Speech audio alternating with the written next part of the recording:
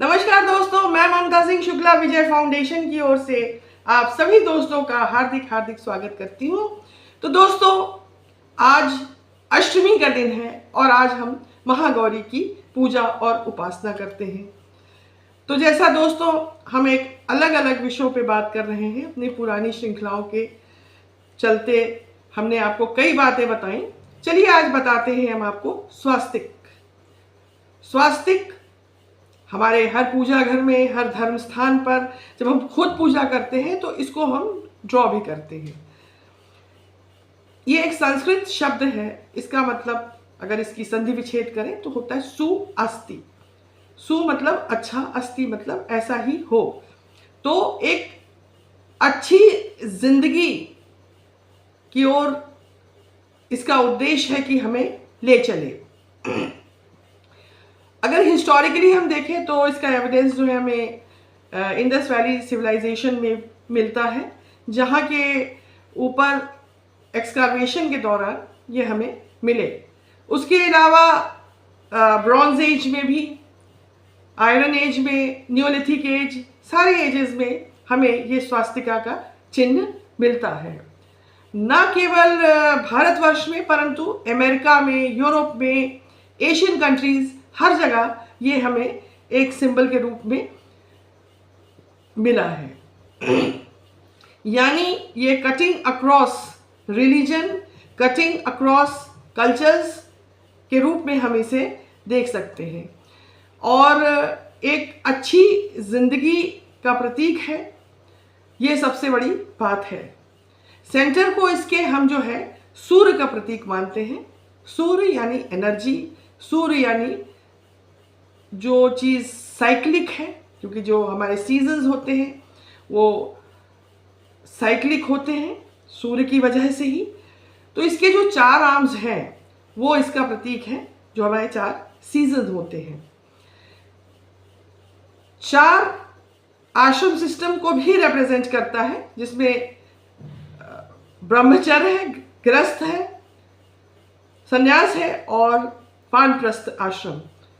और हमारे जो पिलर्स हैं हिंदू फिलॉसफी की, धर्म, अर्थ, काम, मोक्ष।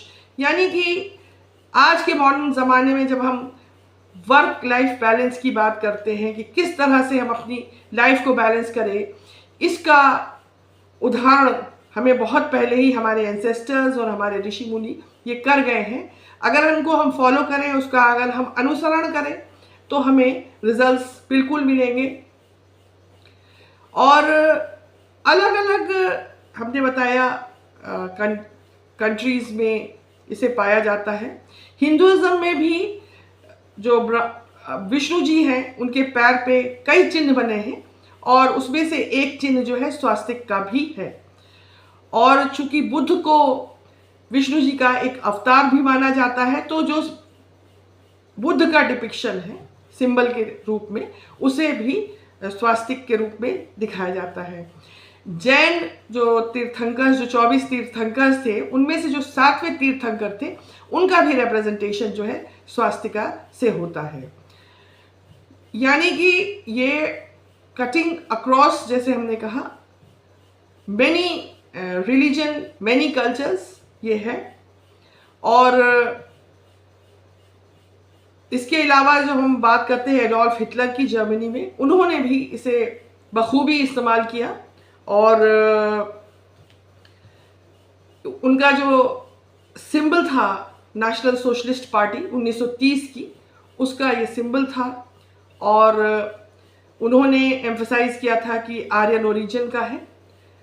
और उसके बाद इसके बारे में हम और भी बात करेंगे। तो दोस्तों, अगर इसको हम ज्योमेट्रिकली देखें तो ये जो है एक क्रॉस के रूप में हमें दिखता है और इसके चार आर्म्स हैं।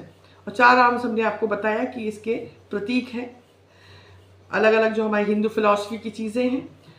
और ये 90 डिग्री पे कट होता है, 180 डिग्री पे, 270 डिग्री और 360 डिग्री। यानी कि एक फुल साइकिल की बात है। तो ये जिंदगी की, कहते हैं, एक चक्र है, वो निरंतर चलता है और उसको सुचारू रूप से चलने के लिए हमें किस किस नॉर्म्स की आवश्यकता है, उसको हमने डिटेल में बात की आपसे। और जैसा कि हिटलर ने उसको 90 डिग्री की जगह 45 डिग्री पर टिल्ट किया, और तो मास डिस्ट्रक्शन हमें देखने को मिलता है जर्मनी के अंदर, जहां उन्होंने यहूदियों को बेतरतीब तरीके से मारा। ये एक एग्जाम्पल है और संकेत है कि अगर हम अपनी ज़िंदगी में एक नॉर्म फॉलो करते हैं तो हमारी ज़िंदगी अच्छी होती है, हैप्पी होती है, प्रॉस्परस होता है, पीसफुल होती है।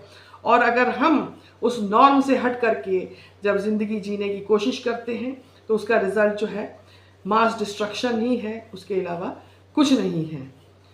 तो दोस्तों, ये जो सूर्य का प्रतीक है, जैसा अभी हमने बताया, अगर आपको याद होगा तो बचपन में एक चकरघिन्नी नाम का एक खिलौना होता था जो पेपर से बनता था, उसको बच्चे लेकर के तेज दौड़ते थे। अगर आप दौड़िए इस सिंबल को लेकर तो एक सर्कुलर मोशन क्रिएट होगा।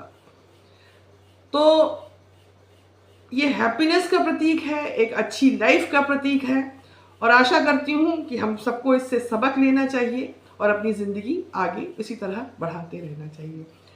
तो दोस्तों, आज का कार्यक्रम यहीं पे समाप्त होता है। कल हम आपसे फिर मुलाकात करेंगे एक नए विषय पे। हमारे विजय फाउंडेशन के YouTube चैनल पे जाकर के आप हमें लाइक करें, सब्सक्राइब करें, शेयर करें और अपने कमेंट्स ज़रूर दें, क्योंकि अगर आप कमेंट्स देंगे तो हम अपने को बेहतर कर पाएंगे। इसी के साथ आज का ये कार्यक्रम हम यहीं समाप्त करते हैं। कल आपसे फिर मुलाकात होगी एक नए विषय पर। जय माता दी।